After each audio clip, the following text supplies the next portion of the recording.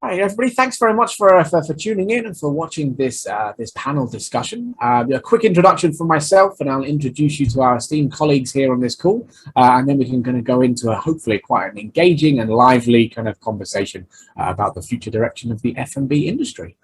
So myself, my name is Phil Steggles. I'm the global head of research and strategy at Cadence, a market research company. We cover off quite a lot of Southeast Asia, particularly Singapore acts as our regional hub. We do a lot of different work with cultures and consumers, and we're trying to understand kind of the future direction. And we work with everybody from kind of big global MNCs down to kind of small startup players as well.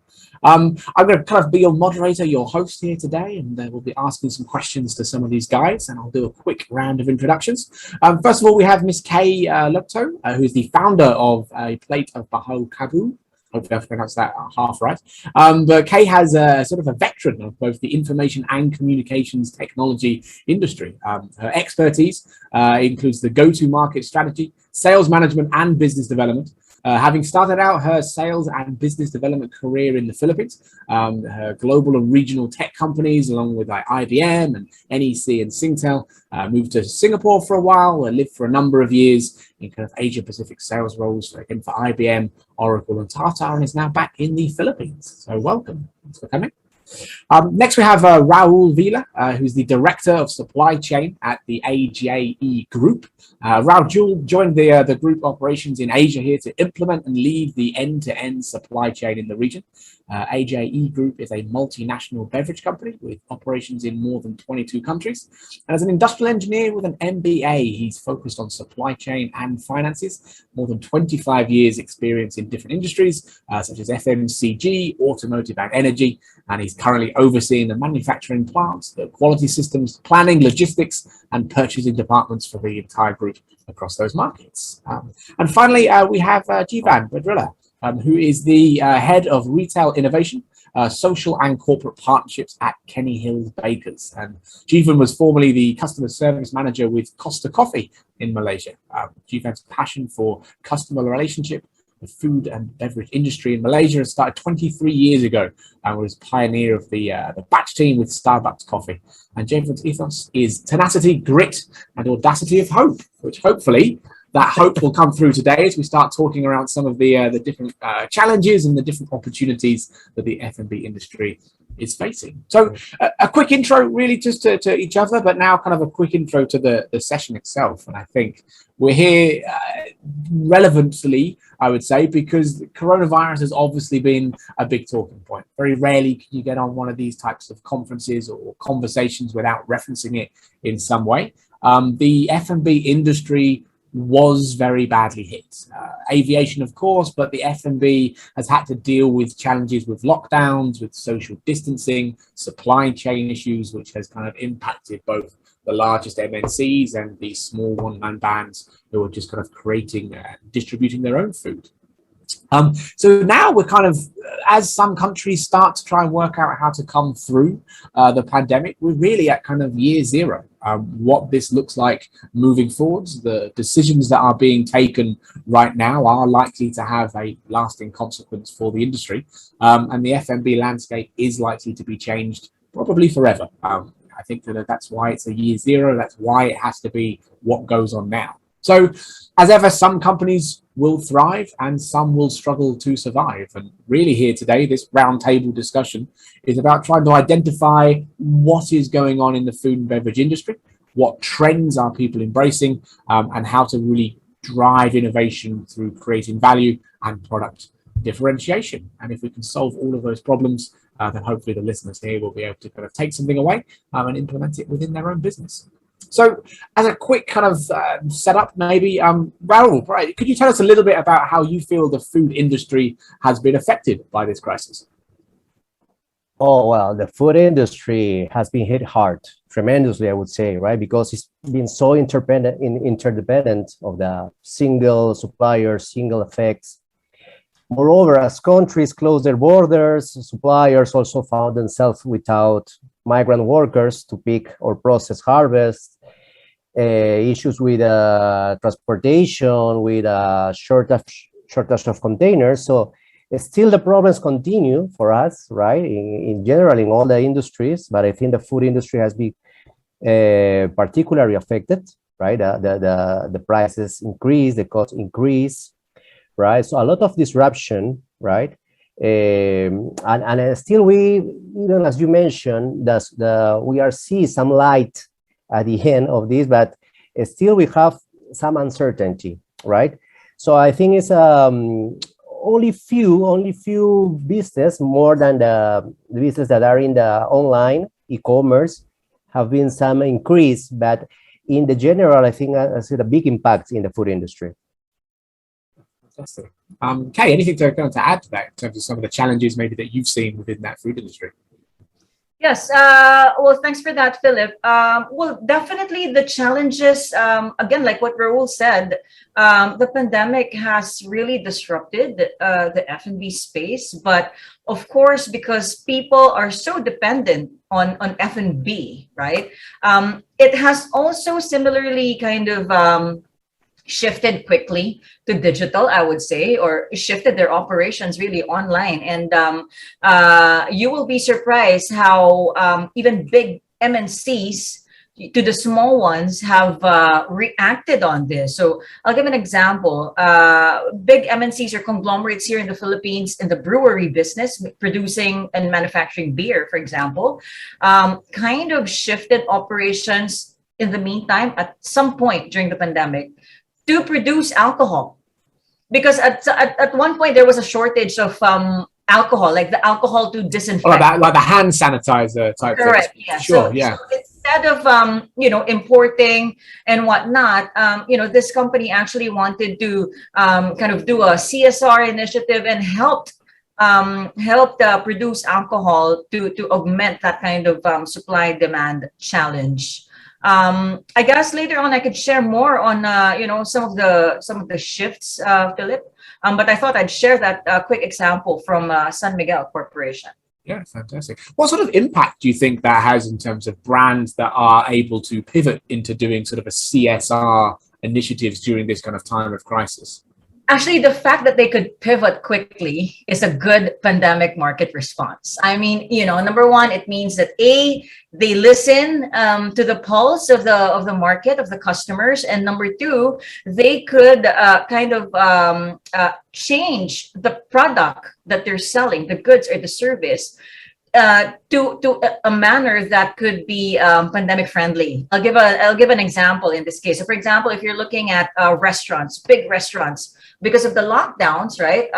People are unable to go out. So how can they then get access to some of their favorite foods that are only available in restaurants and hotels, for example? So these bigger establishments were able to kind of convert their products to, I would say, like kits, right? To kits that people can then order online and have it picked up and brought back to their houses through third-party applications like Lalamove or Grab or whatnot. That is why there is the emergence of what we call meal kits. You're talking of ramen kits, laksa kits, all kinds of kits really, to help compensate the absence of that indoor dining. I have to say that's on the big MNC's part. But also at the same time, the pandemic actually opened the playing field to many other players, especially the small ones. I'm talking about home-based cooks who are now also equally selling online the same products and food products that one could get from a restaurant or establishment. So that could basically it equalizes the playing field, and in fact opened the whole experience to what we now call like community commerce. So that in itself is a pandemic response, where you actually are able to buy and trade products and services within your community because you don't want to get out of your bubble. Yes, right? Absolutely. So that's absolutely. really one of the things that we're seeing here, especially here. It's a crowded place to be in, the F&B space, but at the same time, there's many ways to make a difference also. Yeah. Jivan, how about yourself? Over here in Kuala Lumpur, when the first lockdowns first happened, businesses were scrambling, especially F&Bs that were based in shopping malls, simply because shopping malls were shuttered. As with Kenny Hills Bakers, since day one, our locations have always been primed as destination stores. It is self-sustaining high street location of a store, simply because we wanted to build that holistic experience for the customer. And so, with no dining ins allowed, we quickly had to enhance our takeaway and delivery system. We were very humble and very blessed that the demand was still there. But as it went into months, and on our social media, we noticed that customers were missing the full-on dining in experience, obviously. And so we also leverage digitalization, especially our social media presence, to then capture the sceneries and moments of the team members and the store producing their favorite pastries and items at the store, and then sharing on a story at social media, and getting getting customers to feedback with us, and this two-way communication via our digital platforms became our way of keeping things relevant and fresh to the customers. And recently, I think about 3 weeks ago, as we reopened to dining in with SOPs, and definitely people were looking forward to come back and dine in. And so our takeaways and our deliveries were still very much enhanced by that time. But with dine-ins, it has enhanced our business, definitely. But what has generally happened, I think a lot of businesses, sad to say, have shuttered, because they are very reliant on the dining in at the store. Whereas Kenny Hills Bakers is a little bit more on those three channels. And we also had, we could also get corporate orders and then send items to offices and homes as care packs and etc. And so this helped us. But I think one good example of a company that actually quickly pivoted and innovated and transformed itself was a coffee cafe player in the market, by Loop Holdings, Bus Bear Coffee, which continued to open outlets, but because a lot of the orderings were happening on delivery platforms, and so physically they did not have to open such a large store, rather have a small footprint of a Bus Bear Coffee presence in an existing Tea Life store, probably 100 to 150 square feet of the Tea Life, and then further the cost savings were then further filtered down to the customers, so they could also have promotions from time to time, and quality beverages provided by them sold at a very affordable price. That's an example of a company, I think, which did quite well, innovating, pivoting, and transforming themselves. And like Kay mentioned on kids, they were also quite innovative in coming up with kids. They collaborated with an ice cream vendor to come up with Waltz bubble tea ice cream. They then also collaborated with Mommy Double Decker to come up with boba noodles in a cup. So whatever not they did, be it successful or not, they are relevant, fresh, innovative.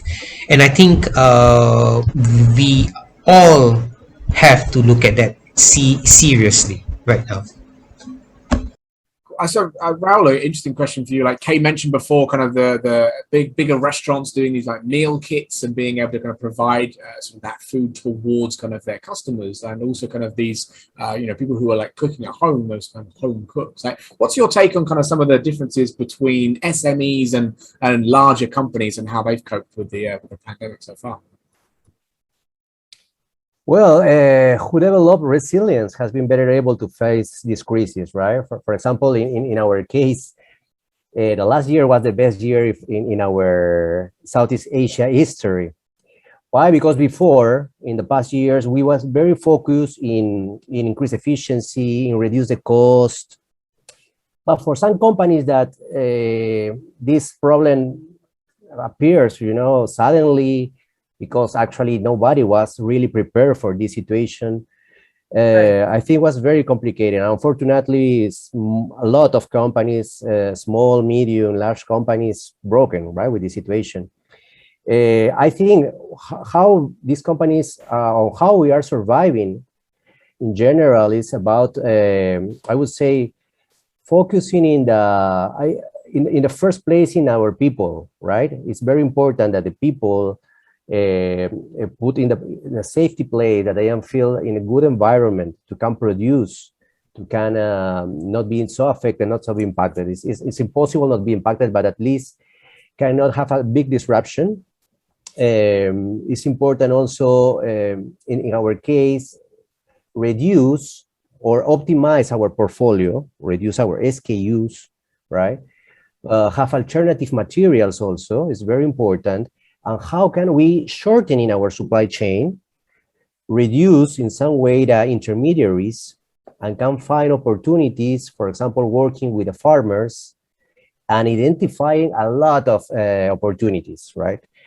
Even during these times, the technology is very affordable if we compare them before, and we have very excited times in terms of improving the technology. In the farmers, for example, it's like they don't evolve so much. You see, they are operating with the same techniques that years and decades ago.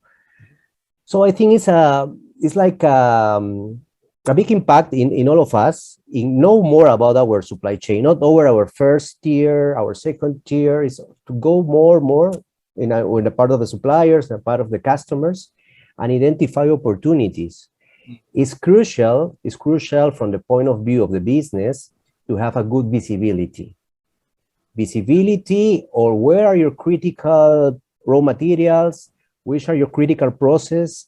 In some of cases, need to redesign your process, need to depurate a lot of bureaucracy and redesign the process from customer backwards, right? Customer centrics.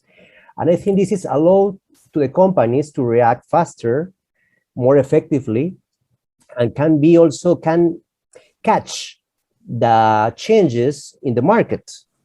Because in these 2 years, the evolution of the market, the change in the trends was dramatically impacted.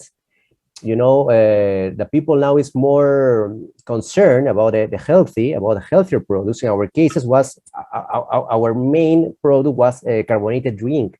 But now we are very focused, not only in Southeast Asia, in all the world, to migrate to healthier products, right? Yeah. Superfood drinks, juice, tea. So I think this awareness of the very fast evolution during this time was very critical to can survive and can to increase during these tough times. Yeah, absolutely. So it's quite interesting. I think what you talk about a little bit is, would you say that there's almost an acceleration of kind of what was happening, i.e. companies that have already minimized their costs, already have a good business model and already are well run, are the ones that are surviving. Margins are quite small and thin in the F&B industry anyway, and those that maybe didn't have their business in order are the ones that are just going to be struggling and just being kicked out of the market. So is there an argument that actually the F&B industry will be even more competitive moving forward because those that have survived are all really strong businesses? Yes, sure. It's tremendously, right? And we can see it's not only the pandemic, right? Now the constant disruptions in the logistics, in the containers, the different events, so making the cost increasing dramatically. So who pay that, right? Who pay that? So who pay the consumer? And also the companies need to reduce the margins, right?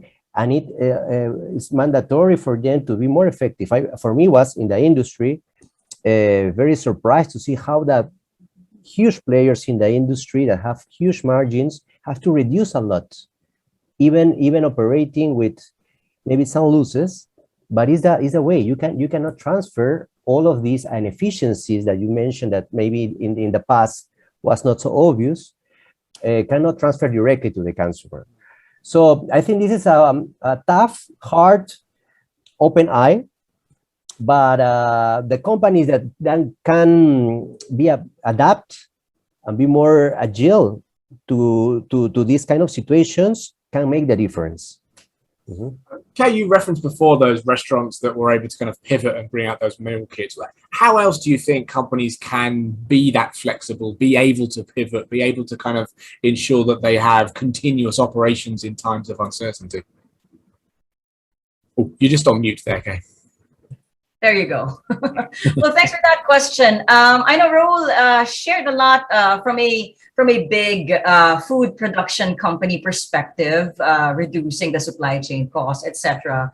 Right? But I do want to spend some time sharing more on from the SME space, the community commerce, right, and how really resilience, adaptability come into play as a pandemic response to the market, right? In fact, this community commerce opened, I would say, micro and nano opportunities in the process, in the F&B space, right?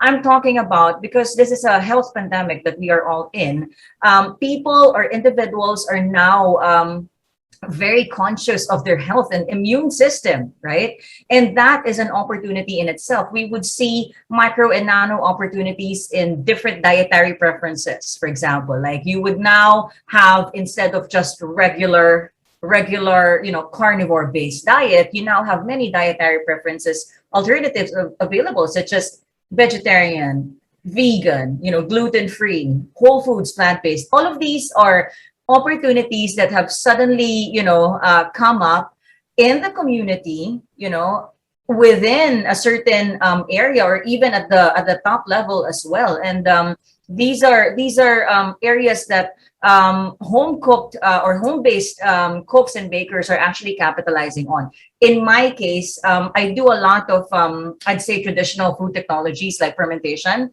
in a plate of Bahay Kubo, where the focus really is in promoting plant-based dishes, right? And in fact, harboring on food innovation and sustainability. That in itself becomes an opportunity for SMEs, home-based business people to look into, because there's a lot of opportunities there. And the millennials and the digital natives, which are more or less, the segment that are very used to ordering online, are also very, I would say, conscious of the environmental impact, not just health.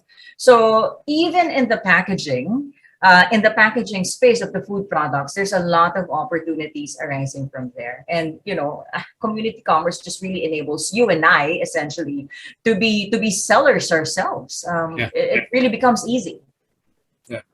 Chifan, yourself, how do you feel about kind of the community commerce side of things, and kind of anything to add to that side of things? Excellent points there. And indeed, Philip, as Kay was mentioning on community commerce right now, so there's a heightened awareness from our customers, consumers, on where the ingredients that goes into our bakery and into our food production comes from, because naturally, with heightened awareness of global warming and climate change, even coffee being an agriculture produce is very adversely impacted by the changing climate, right? And so wherever Kenny Hills Bakers is located, in the near future, by December this year, we are launching this Kenny Hills coffee.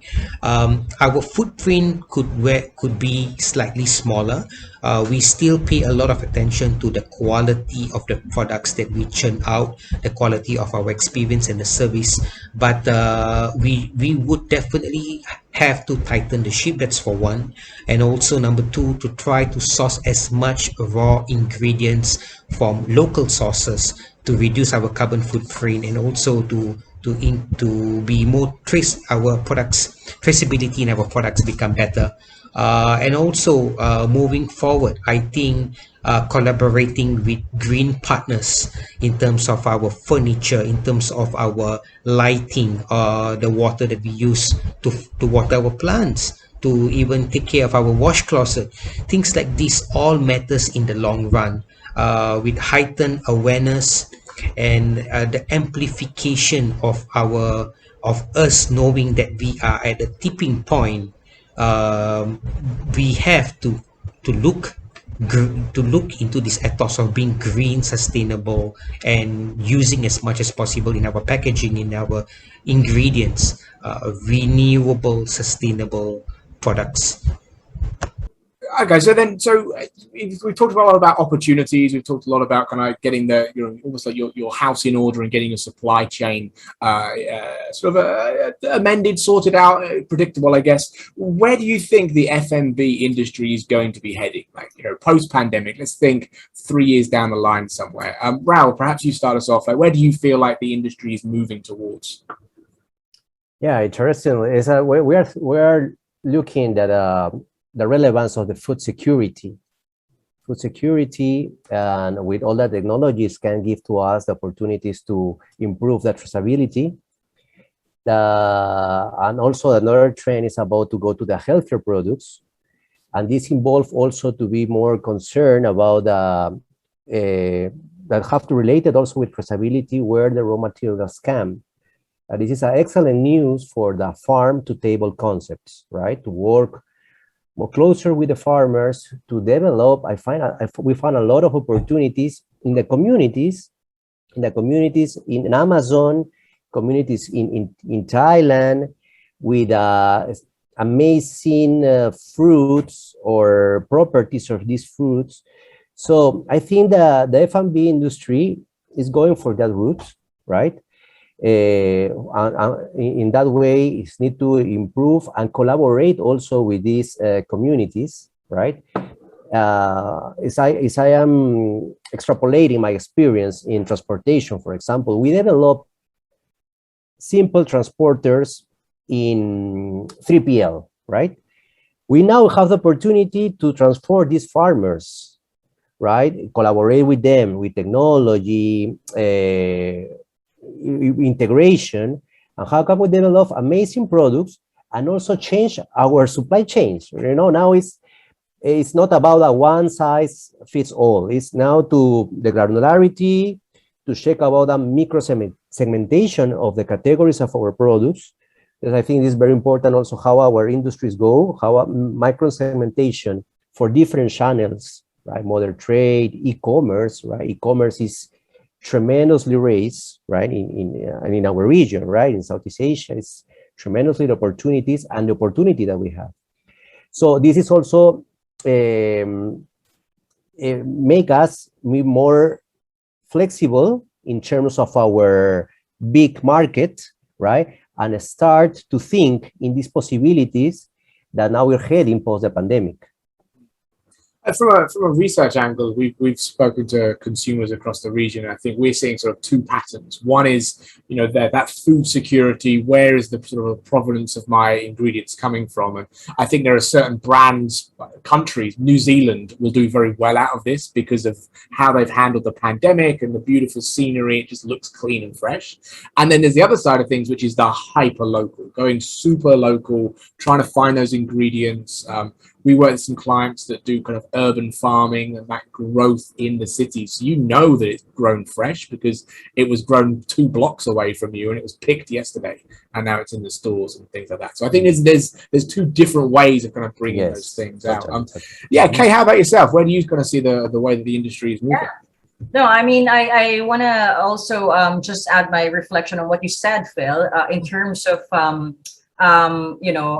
urban farming and everything. I mean, those are food innovation, activities that can be done, really. So it's good that you mentioned that because at this point in the pandemic, we really need to innovate continuously, not only because of the pandemic, but also because of the environmental impact. Now, where do I see the F&B space heading, 3 to 5 years from now? I think it's a very good time to educate and raise awareness on many things that relates to food innovation and food security and sustainability.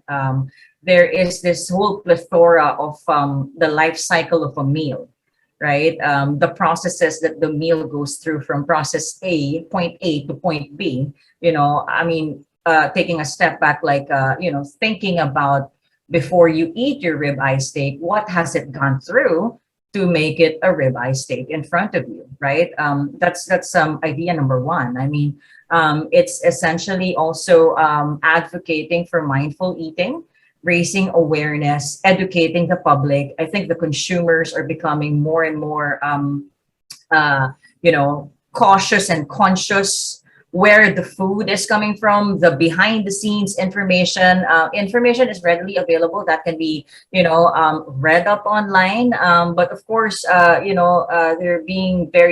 picky. That's why the opportunities to address all of these picky requirements actually, are all over the place. So I see that happening in the F&B space, more and more micro nano opportunities arising in the same manner that Phil, you mentioned about like really super localized produce, right? Because food businesses, manufacturers, producers will continuously innovate their process until really it gets to a certain level that it is aligned to what the customer or the consumer prefers. So that's how I see it, and many opportunities available, really. I think that's a really good point. Like that opportunities and spotting where those opportunities come Yes. from, I think, is it is something that every single business can do. It doesn't matter if you're a global MNC with huge Yes. research teams or you're just working on for yourself. Being aware of those trends, and Right. I think, as this conference is proving, right, we're all sitting in completely different cities in doing this, but we can still have that interaction with each other. And the globalization and digitization of entertainment, to use kind of Squid Games as kind of like a local reference, right, in terms of what's happening right now, it's something that people are hooking onto, but it's going global. So Korean trends, Korean food might be something that spreads out a little bit further than it already has, because there's now a little bit more awareness and opportunity about things that are happening around the world. So the companies and individuals that can latch onto that and can find ways of bringing it into their dishes, to bring it into their companies, to hook on to global trends and interests, that I think there's a real opportunity for people there. I totally agree. I mean, just to add on to that, I mean, you mentioned Korea. So in the space that I'm into vegan, plant-based, gluten-free meals. For example, there's a lot of within the vegan market. There are customers that also prefer, let's say, Korean dishes that are somehow veganized, right? Right. So you're looking at, let's say, vegan bibimbap, vegan japchae, things like that. And that extends the opportunity to not just like really cater to Korean lovers of food, lovers of Korean dishes, but also to those who have dietary preferences. I think that really extends the opportunities to that kind of space, and making it really equal for big and small companies alike, right? So it really is a matter of identifying those opportunities and who addresses that first. Yeah. And Jifan, what about yourself? Where's your take on kind of where those opportunities are? I think with regards to where the industry is headed, it's true that it can get heated up in terms of competition. It will be competitive. It is about how we marry technology with best practices from the industry. So probably in the case of Kenny Hill's hospitality group, we may not grow in quickly or swiftly in terms of number of stores, but we would grow through multiple channels, multiple streams, omni-channel. So online becomes equally as important as offline. And similarly, we can also look at new technologies that will enable us to be present in the market, even minus physical retail footprint of a store. Ghost kitchens, cloud kitchens, being able to deliver food, or being able to take on orders and send out our catering team, our Kenny Hills on wheels. So I think it's going to be a marriage of these two things. And having said that, before we make any decision, it has to be an informed decision derived from consumer demand, insights, data, analytics that we have derived from our current customers as well as from our online presence. So I think this would give us and also give players in the market a better feel as to where to open next. For Kenny Hills, in this next 3 to 5 years, we are very excited to grow in the greater Klang Valley area and then into bigger cities, probably Georgetown in Penang and Johor, south of Malaysia, borderline to Singapore, and then probably to East Malaysia, and then obviously the plan would then be to go out to ASEAN. And Kenny Hills Coffee, for an example, dissimilarly to Kenny Hills Bakers, it's going to be a smaller footprint, probably minus a hot kitchen and also minus a bakery, as per a full on Kenny Hills Bakers. So we would be present in select malls like the KLE's Mall and IY City Mall, where we are starting to go into.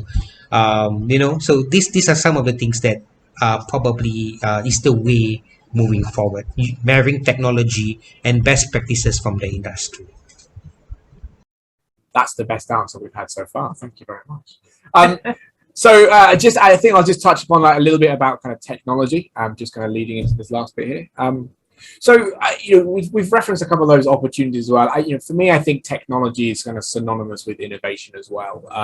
We've come across brands up in Beijing that are able to help identify kind of the life cycle or the expiry dates of ingredients and meat. So you as a consumer, you kind of can see kind of through QR codes and through technology kind of like how fresh your ingredients are going into your hot pot dinner, for example. And it's a way of just utilizing kind of technology to bring it to consumers kind of at that point of consumption, not even just at point of purchase. Just really making the whole thing very transparent. How do you think, or what do you think the next big kind of technological innovation could be? Or do you know of any companies that are really kind of pushing the technology angle very successfully? And Kate, start with you on this one. Yes, technologies have been around us really ever since. Our ancestors would have used traditional food technologies as well in preparing their food. So in my case here in the Philippines, traditional food technologies that were predominantly used were, smoking fishes, canning, preserving fruits, actually. When we have an abundance of mango fruits, for example, those were preserved and converted to jams or even wine, right? Those were some of those traditional food methodologies or technologies, rather, are still being used at this point. I mentioned fermentation. So fermentation is a technology process where you ferment and create a new product in the process. Now, how do we see technology playing its role to the future of food? Well, it's going to be really, really involved. The technology will be very much involved in the process. You're looking at traditional food that we know of, beef, chicken, fish, pork, right? Being converted to, let's say, alternative sources of protein, right? Where plant-based comes in. So, can you imagine, let's say, soy-based food raw material converted into a vegan beef rendang that's protein packed, right? Which has more protein, for example, than your ribeye steak, right? So there's that. And we're getting into that already. Now, a look at the future will also tell you that we're looking at cell-based food, bacteria-based food, right? That's going to happen. And in fact, we're already seeing some sneak peek of it. For example, like, probiotics coming from kombucha, or like the SCOBY, the bacteria itself, making its way to, let's say, probiotic beers. Can you imagine that? I mean, we know that drinking a lot of beer will give you hangover, but at some point, I guess that's not going to be the case. Right. Now we're talking. That's the innovations that we all need. Exactly. I mean, instead of like having that kind of idea that when I drink a lot of beer, I'm going to harm my body. I mean, you're looking at the possibility that it may not be the case in the future, because drinking that probiotic beer is actually good for your gut health. Can you imagine how's that going to impact a beverage company? You know, like where Raul is, for example, right? In terms of R&D and product development. So that's really where we're looking at going down to the cellular level of a raw material, right? And culturing it and, you know, stuff like that. Fantastic. Exciting. Raul, yeah, absolutely, 100%. Raul, any thoughts on not just the kind of the hangover-free beer, but on any other kind of like sort of innovations that could be coming? Yeah, really amazing about to talk about that technology, right? That technology, the opportunities are giving us. The technology is amazing and it's affordable. But well, I think also we have a lot of in the market tools and technologies, and we need to be very clear about what we need, right? Because if not, you lost in the sea of opportunities of technologies. But for sure, I think three technologies that will it's a breakthrough in this industry is about the blockchain, in terms of traceability, in terms of monitoring, in terms of tracking, and big data, right? In order how to process all the information in the market, in the different channels, in the raw material sources, and also the IoT, right? In this case, in IoT, in the manufacturing, we can, with the use of sensors, we can reduce a lot of the waste, right? The waste, we identify when can have some quality issue, right? And as Kay said, the opportunity in packaging, right? In the packaging technology industry, how to be more involved in the circularity, in the recycling. I think because of this issue, before the pandemic, everybody talking about the circularity, about the recycling, right? Now, because a lot of these priorities, like this industry is now more taking more importance and relevance, right? How can we reconfigure our businesses models? But I think now digitalization is not more an option, it's a necessity, and actually can alleviate and reduce many of the agri-food sector's most pressing risks, right? Because can quickly identify issues, right? That's why it's one of the most important contributions that technology and currently the big companies are using, right? For example, in the source of the milk, in the source of some products that come from the farm, like Nestle, Unilever, in terms of the tracking and traceability, Walmart. So the big companies are using that, right? And I think still have a lot of opportunity and exploration in these technologies. For example, for me, the blockchain will not only the cryptocurrency that we are listening a lot of these times, is about a lot of opportunities in the industrial in general, moreover in the food industry. Fantastic. And Jivan, yourself, what are your thoughts on this?